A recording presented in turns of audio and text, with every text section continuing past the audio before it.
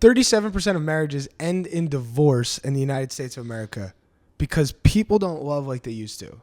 Why do people not love like they used to? I think people stop talking.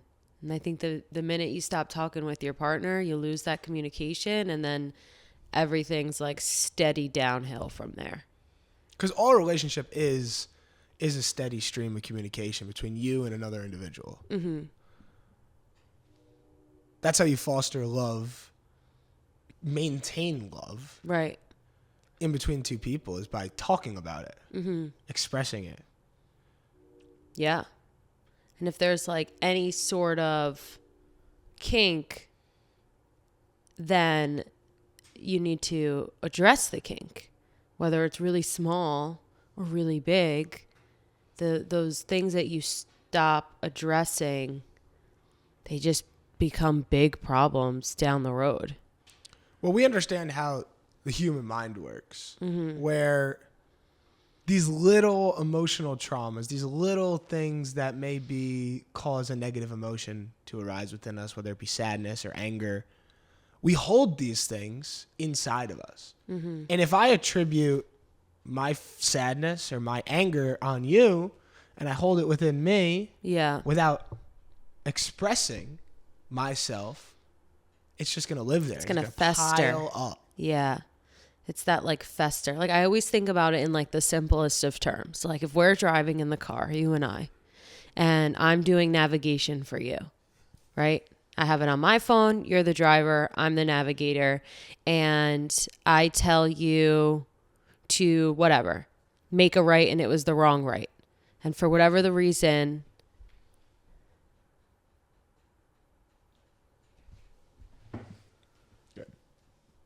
should I start that whole thing over?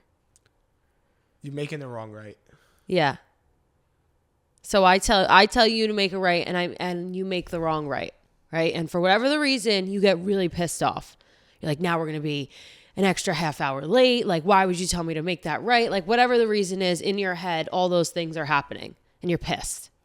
And if you don't say at some point in that moment between us driving to the place, hey, you told me to take the right.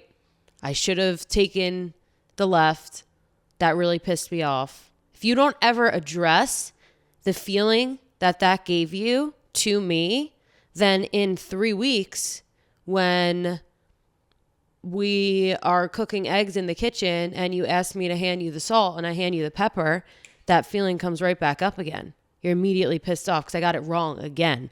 Right? So now a problem that was maybe a 1 out of 10 now ignites to a 4 out of 10. Maybe now you're yelling at me in the kitchen because I handed you the pepper and not the salt because you never addressed the navigation issue 3 weeks ago. And then it just kind of builds and builds and builds. All those little petty things. People live their whole lives like that. Yeah. And maybe the egg thing isn't addressed. Again, maybe the salt and pepper thing isn't addressed again. You keep it to yourself, right? You swallow that anger. You're just annoyed at me. 4 weeks, 4 months, 4 years later, those feelings are like a snowball effect. And then you're yelling at me because, I don't know, you want to look through my phone. You see how they become like bigger and bigger and bigger. It was about the right turn. It was about the salt and the pepper. And now it's like, we don't trust each other. How did we get here? Well, you got here because somewhere along the way you stopped talking to each other.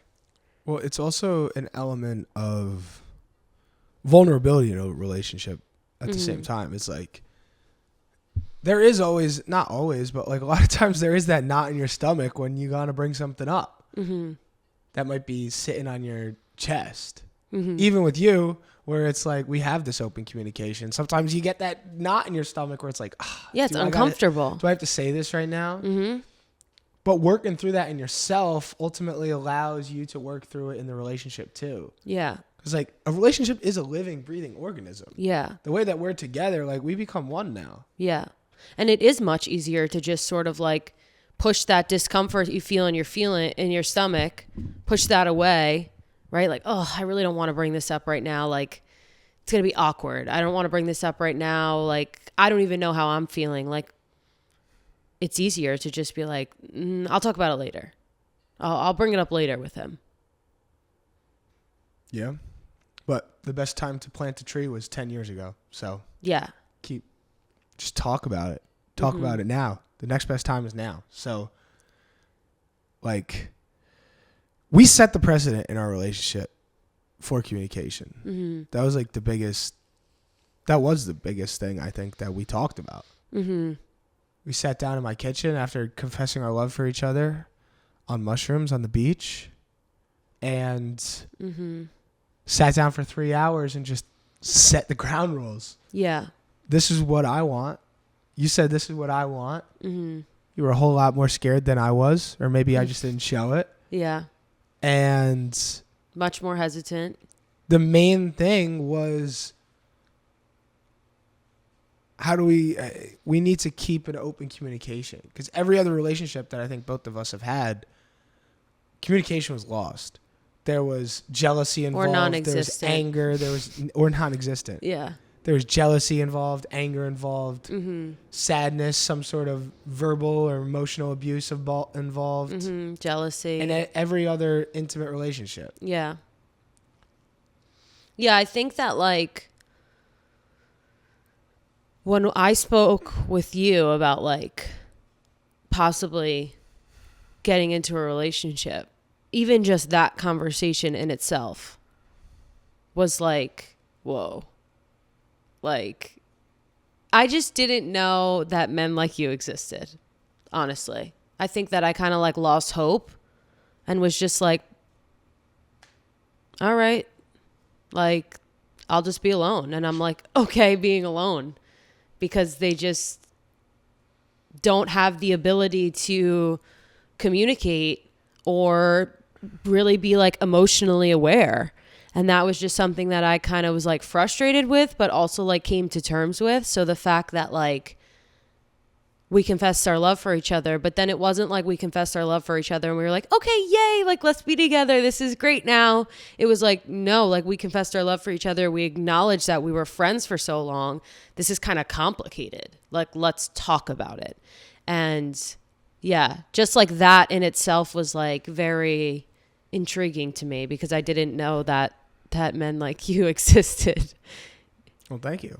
Yeah. I can clip that and post that on my Instagram. Stroke your ego a little. Men like me exist. The thumbnail's just like, ooh. Yeah, me just flexing. Yeah.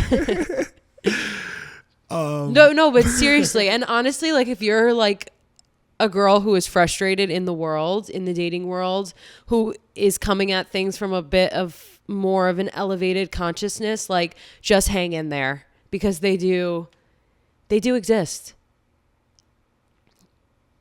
It was interesting for me too to have that conversation, because that's not a conversation that most people have.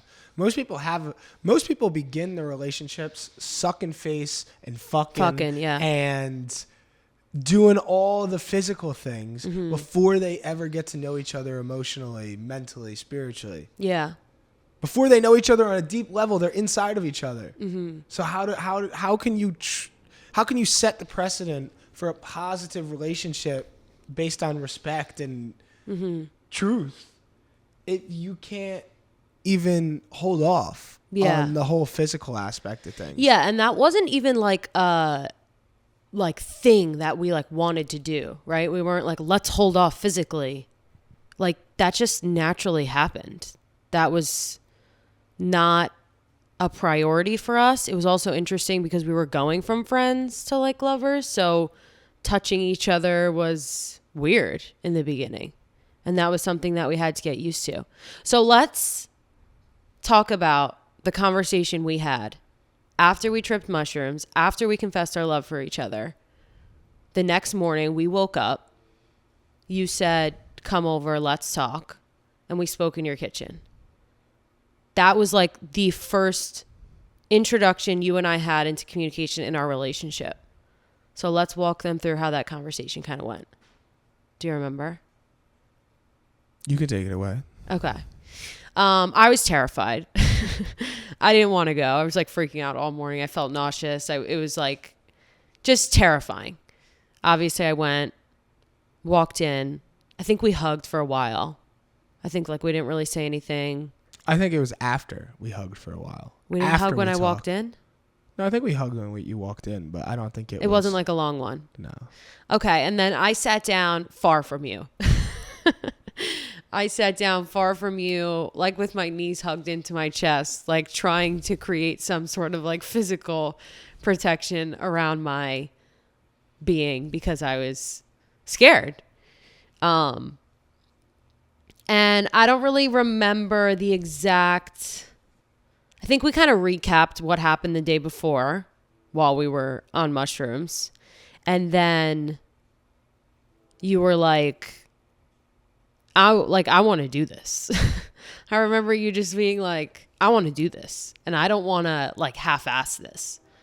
Do you want to do this? Like you were very direct about everything. And I just kept being like, I don't know. Yeah. Well, I had to lay it out on the table. Yeah. It was like we were going to go home. We were friends in college. Yeah, we were about it. Yeah, college was over. We just graduated and we were about to go home.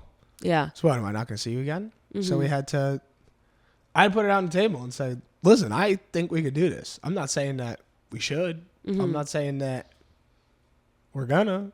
I'm saying that I would like to at least try. And I made that clear. Yeah. And you were scared. Yeah. I was scared, yeah. My hesitations were obviously getting hurt. That's like numero uno for people getting into a relationship, right? Who wants to get hurt? Nobody. Getting hurt. Being somebody's life raft, right? Like I didn't want to be your everything. I didn't want to be codependent. I didn't want to rely. I didn't want you to be my life raft. I didn't want to rely on you for my happiness. I didn't want to lose myself in you. Those were like my biggest hesitations, I feel like, when we had that conversation. And yours were the same, which was like, again, I was like, huh. I didn't want somebody to lean on all the time and like have to rely on for my own happiness, because when you have a relationship that you put your happiness in somebody else, you don't have control of it. You don't have control of your own happiness. Yeah. So I think we also discussed it's not about me being in love with you. Like, I love you. It's great, and we say it, but it's not the fact that I love this physical being, Deanna, which I do, but it's more about the fact of how I feel in your presence. And that's what we both made very clear, is the fact that I intend to feel in love with you. When I'm with you, I would like to feel in love. And I think we feel that together. Yeah. So it would be almost a disservice to ourselves to not do this. Right. Because how I feel the best when I'm in love. Yeah. And that was something that we established as well, that like, I just feel good in your presence. And like, why wouldn't we like explore that? I think it's lost in translation with most relationships nowadays what love is. It's this thing that gets directed. It's this sexual attraction. It's this attachment. Obsession. It's all those things. Possessive. Yeah. But that's not what love is. Love is a feeling within yourself. Yeah. Love is a feeling of completeness and wholeness within yourself. And relationships are a tool for love. Relationships are not love. They are a tool for love. Precisely. All we want to be is accepted and understood and appreciated. And our relationships allow us to feel that. They allow us to feel loved. Yeah. Right? But that love is not coming from you. When I feel in love, it's not because you're putting love on me. It's because I'm finding love within myself, and it makes it easier for me when I'm with you. Yeah. It's easier for you to tap into it when we're in the presence of each other. Yeah. It's I don't think many people think about it like that. Conscious people may. Yeah. But even myself, I don't always think about it like that. Yeah. Well, like being in love is consuming. Like the feeling of love is a lot. It's this like big, beautiful thing. So I think it's easy for people, me in the past, to get like lost in the feeling and like confused. And then I think that's when things become obsessive and jealous and all of those things. It's like, because it's such a big feeling, it gets confused. It gets confused. When you can't like quite understand like what's happening. A lot of people fight the feeling of true love within them because it's vulnerable. And it's kind of scary. Like you were terrified. I was scared, but also I was much more trusting in the process. And that's the thing, is when you fall in love, you do open yourself up vulnerably. Women quite literally open their legs up. Right? Yeah. Quite literally open up your whole body to fall in love. And like, in order to like truly receive, like you need to be relaxed. Yeah. And that's like very hard. And you can't get hurt. That's the thing. When you fall in love. And I think a lot of people in relationships keep their shields up so that they don't get hurt even while they're in a relationship. Yeah. Like you only let people in so much. Yeah, most people do. I've seen so many relationships where it's like girlfriend, boyfriend. It's like, what do you guys know about each other? You know? Like, what do you really know about each other? Yeah. Like, are you truly partners, life partners, or are you just fuck buddies with a label? Yeah. That's upsetting when you see that. Yeah. And it's more common than not.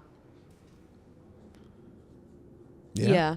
I think that one of the things we also had spoke about that day was that we both had like these like very deep spiritual awakenings separately, and like kind of then bled into like us being friends, and like even our own friendship was like very much like we would constantly talk about like consciousness and spirituality and like our thoughts and beliefs and like all that sort of stuff.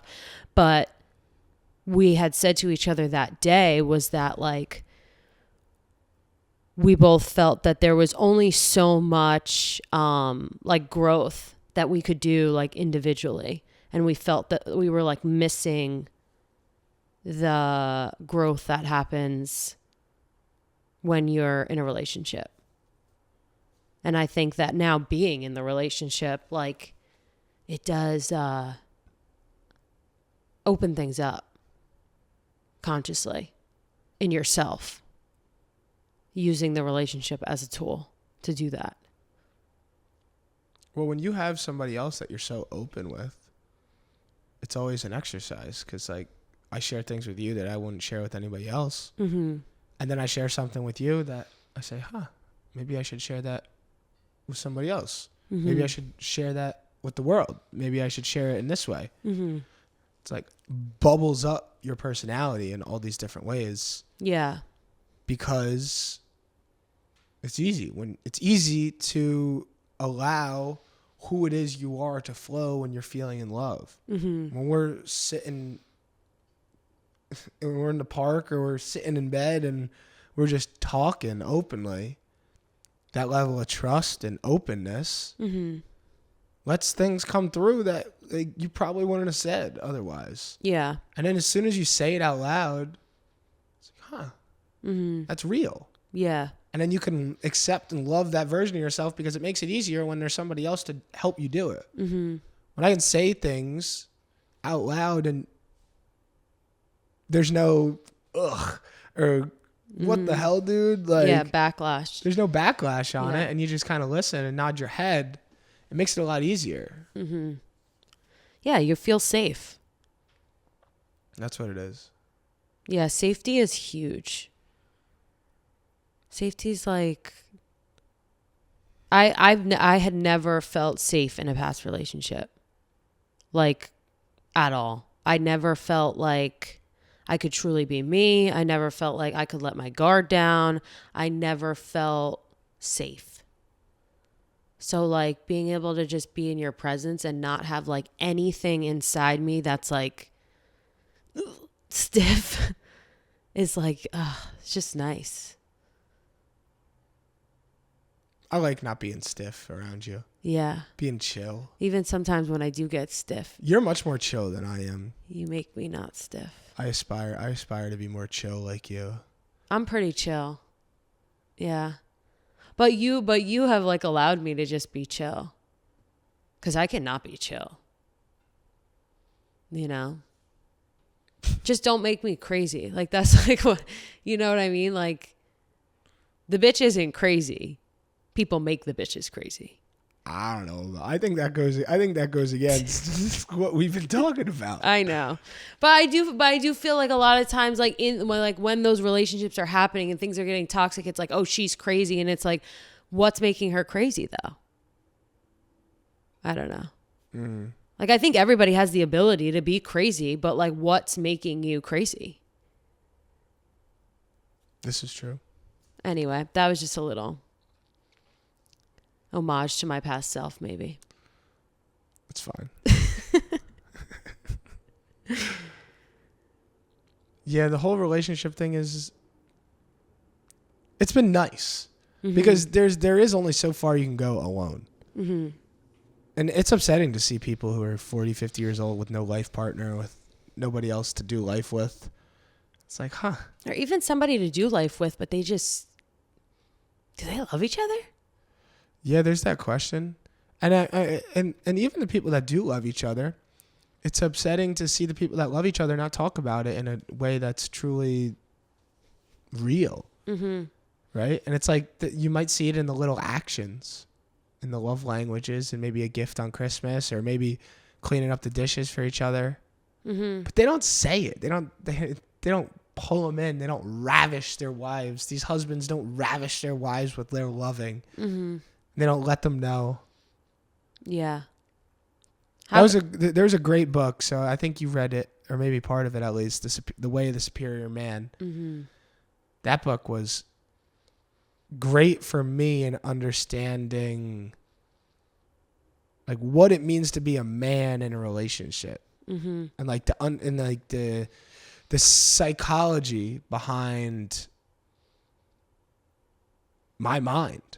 Like, why is my mind the way it is? And it kind of put it out on the table for me. Yeah. What was your biggest takeaway from that book? That it's to focus on feeling in love in your presence. To like bask in that. Because like it's not often that you can have that. So when I do have the opportunity to take a deep breath next to you, and we're laying there, and I can just appreciate this feeling, that's probably the biggest takeaway. Yeah. Where it's like, it's not, my mind is very, what's next, go, whatever, like put tasks on the Google Calendar, fucking bam, bam, bam, bam, bam, bam, bam.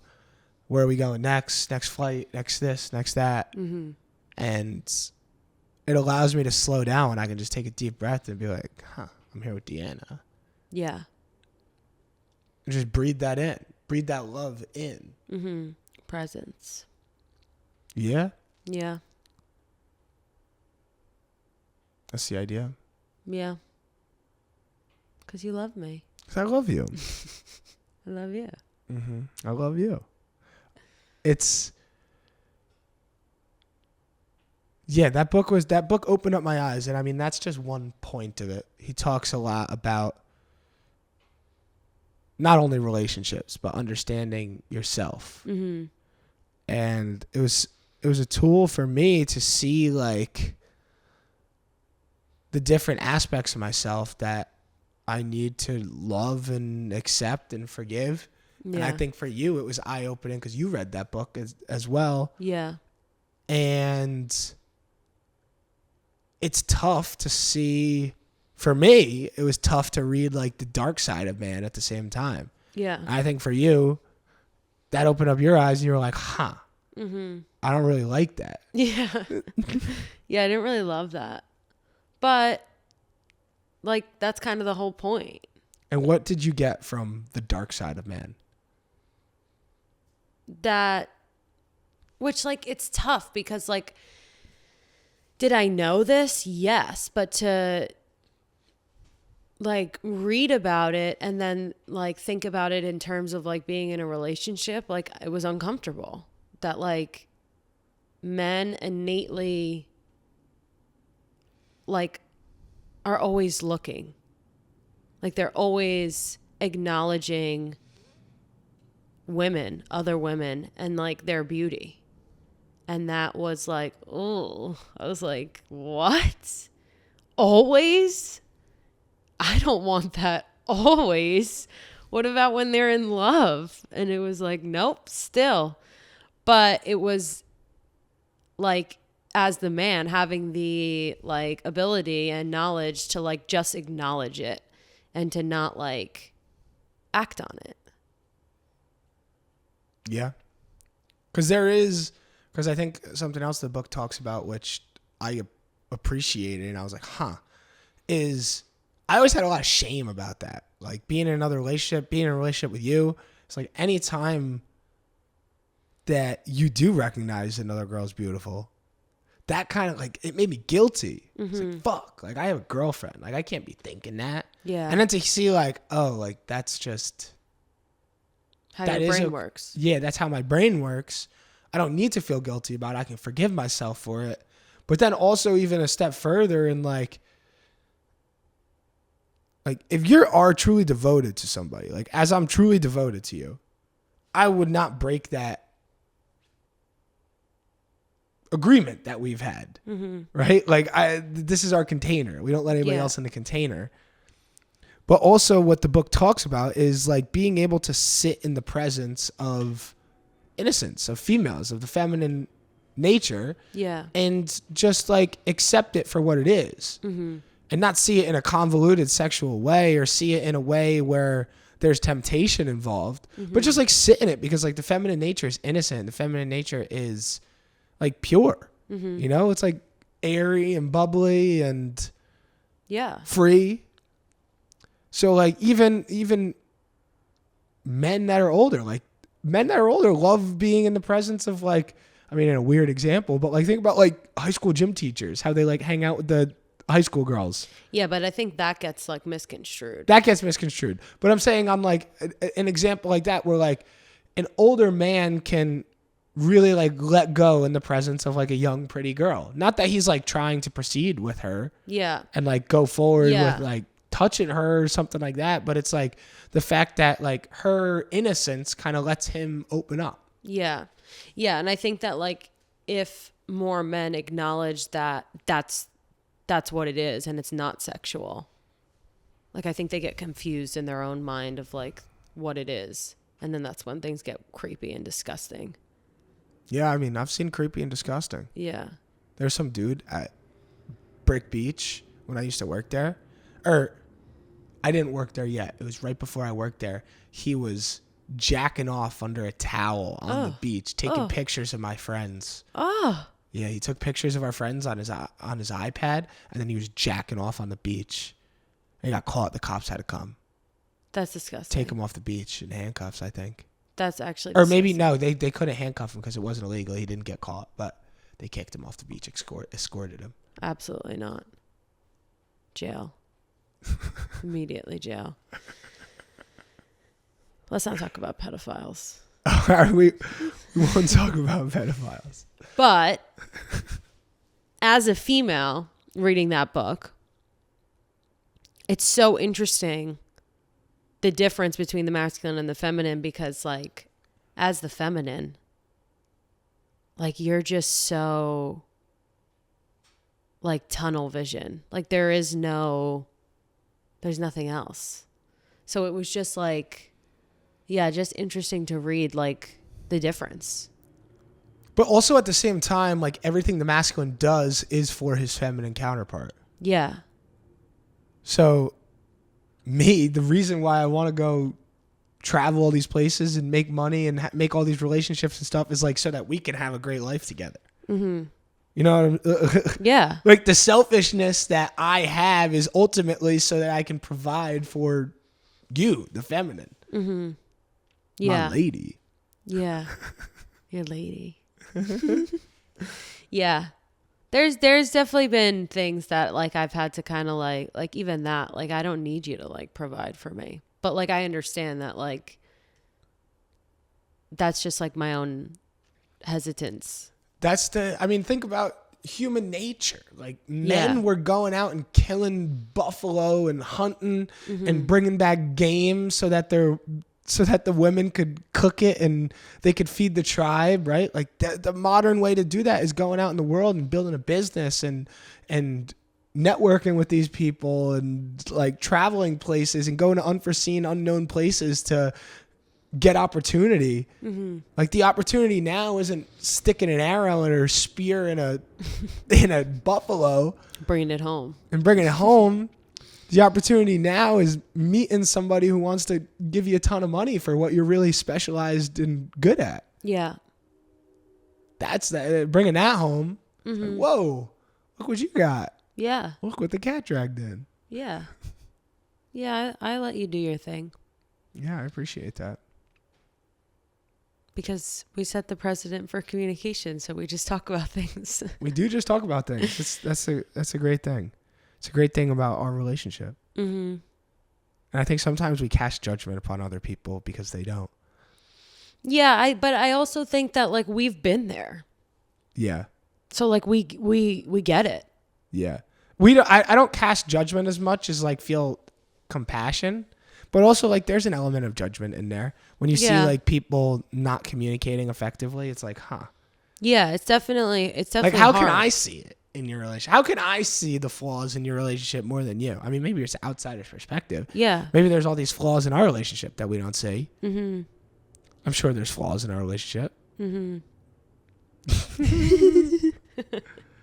Yeah, I see what you're saying. But it's always easier to be an outsider looking in. Yeah. It is. Well, our main cam just died. It's okay. No, it's that one.